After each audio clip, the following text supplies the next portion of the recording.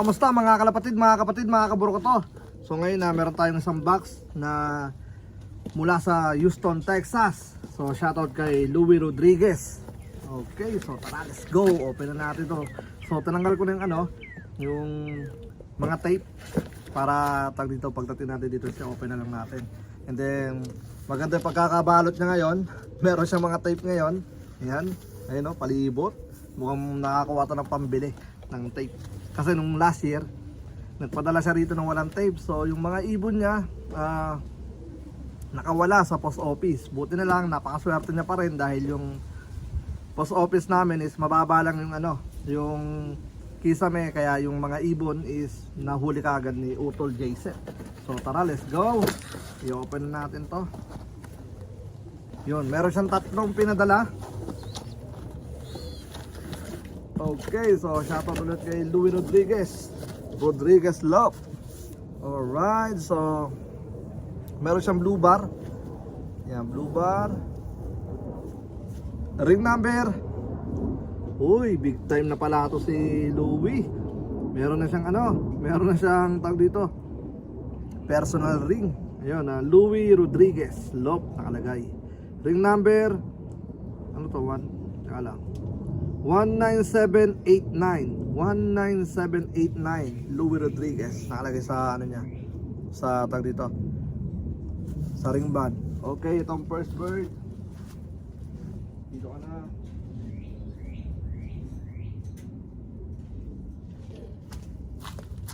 Ikalawa. Okay, blue check. Ring number Louie Rodriguez. Teka lang, madumi kasi tag dito yung ring. Okay, ring number 19790 blue check. Yan, ang inginig oh. Yan, shoutout nga pala kay Kuya Belerama. Yan, isa sa mga katunggali ni Kuya Louie sa 1-on-1. Alright, ito possible na kak.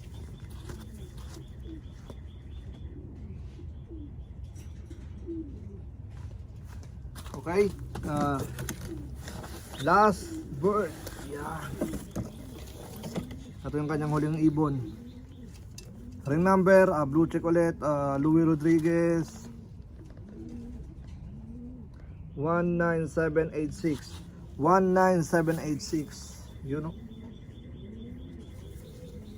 blue check din. Ito yung possible na hen. Yan. Alright, so yun nga, maraming salamat sa solid na suporta taon-taon, Louie Rodriguez. So itong ibon niya, so tingnan natin kung ano yung ipapakita na itong ibon to dito sa Campo Capistrano. Okay, so tatlo. Then tara, let's go, silipin natin. Okay, ito yung mga nag-entry sa atin. Yun, so kamusta?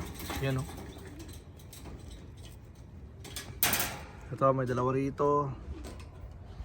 Yan, ano lang sila, tag dito, masid-masid lang tayo sa mga drop nila. Ito magaganda rin mga drop nga Ayan magaganda rin mga drop. Ito si Bulutong. Yan, dito lang siya. Ito, ang ganda ng drop ni Bulutong. Solid na. Pero ang problema, di pa natin siya pwede isama dahil meron pa siyang isang bulutong sa mata. So medyo delikado pa yan. Tapos ito, tatlo rin. Yan, tatlo. Yep, masid-masid. Oh, tagsasayang kayo ng pagkain pero maganda na yung drop. Ito naman yung bagong dating. Uy, nakaupo yung isa niya. Ay nako, pipilay-pilay pa yung isa niya. Yan, Louie, yung ibon mo pipilay-pilay. Yan, kaya lang natin, baka nadagan na ng dalawang to. Okay, tapos ito. Yan, isa puti. Yan na may itim sa buntot. Yan, alright. So ayun mga ibon. Tapos nandito na yung mga natin, tag dito, ibon dito. So second group. Kanina pinakawalan ko yung first group din dito. Tambay sila dyan, siguro mga 2 oras din. Yan, ito naman second group. Pero itong mga to di pa masyadong natatrap training to kasi ikalawang beses pa lang nila nakakalabas. Ikalawa o tatlo, mga ganyan.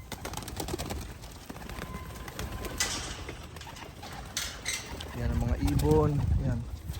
So magaganda rin mga drop nila. Yan, solid. Yan. So pababayaan lang natin sila dyan. Masid-masid lang. Yan. So ito naman yung pakakawalan natin dito. Hanggang mamayang hapon na sila rito. Pababayaan ko sila rito hanggang mamayang hapon. Yan. Para lang dito ma-trap training sila, maayos sila rito. Yan. So pabayaan na muna natin kasi baka magsipasukan na. Ang purpose natin kasi makatambay sila rito na medyo matagal.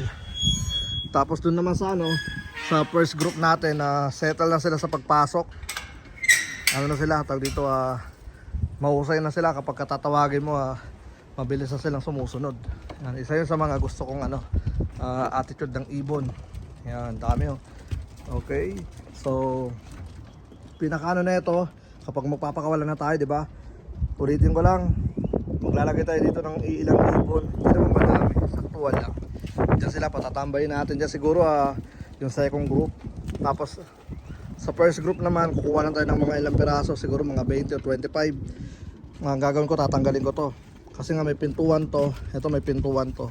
Yan, ayun Kasarado lang natin yan. Pag sinarado natin yan, nandiyan na lang sila. Diyan lang sila maglilipad-liparan. Tapos ito tatanggalin ko. Patong ko rito. Para walang umano dyan. Tapos pababayaan natin lumabas yung iiwan natin.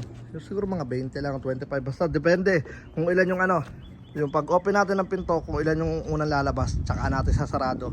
Tapos pakakawalan natin tanggalin ko to, open lang natin yon, hindi natin sila ipo-push out, kumbaga kusang labas. Tapos tingnan natin, and then kapag papapasukin na natin sila, unahin natin yung mga pinakawalan. Pero kung makukulit, papapasukin ko muna itong mga nandito hanggang sa pumasok na lahat, and then kinabukasan ibang ibang kumbaga kung sino lang yung mga lalabas, kasi mahirap naman kung kukuha tayo ng 20 tapos bukas same lang ulit yung ibon. So medyo nakakalito yung marami na tayong ibon. So kung sino lang yung mga unang lalabas, yun lang muna ang gagawin natin. Alright, so di ko lang alam, basta nasa 10% na nandito, yun ang makakawala natin. Sa iba nga madami na kagad So ngayon marami pa naman tayong time, so yun ang gagawin natin. Okay, so yeah, good luck mga tol. Yan yung mga ibon natin, lang sila rito, enjoy lang sila, malakas yung hangin kaya di tayo makawala ngayon. Pero next week, start na tayo next week. So ngayon araw-araw silang labas-pasok dyan hanggang sa masettle yung mga second group. Kailangan sa natin masettle to bago natin sila pagsama-samahin yung mga nandun. Yan, nakita nyo kanina sa Facebook page natin, makikita nyo yung mga first group. Nandiyan sila, tambay na sila dyan. So napagandang araw. Yan. So syempre pag nagpawala tayo, hindi ganitong hangin. Yan.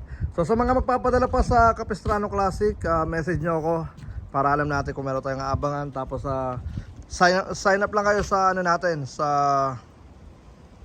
Win Companion. Yan. And then hanggang lang tayo, May 30. Tapos hindi na tayo tatanggap. Okay, so kung ilan lang aabutin natin, and then yun na tayo. So maraming salamat. Nasa na tayo, 150 na ibon. So maraming salamat, solid na suporta. Meron pa tayong 6 weeks yata, 7 weeks na tanggapan. Yan, matagal-tagal pa yan, 7 weeks pa yan. Okay, so yun na nga mga kabro ko to. Bali hanggang sa muli. Ako nga po pala uli si Brown G. At maraming salamat sa lahat ng solid supporter natin. Let's go. So ito, pababayaan lang natin sila rito. Syempre yung iba naninibago. At first time lang lumabas. Okay, yung iba rito second time, yung iba first time. Kasi hindi ko sila pinupush nung una, pero kailangan ko silang i-push out para masanay silang pumasok at sa trapping. Okay, so bukas mag-inventory tayo bukas para makita nyo lahat ng mga ibon. Okay, so ayun na nga, hanggang sa muli. Peace out.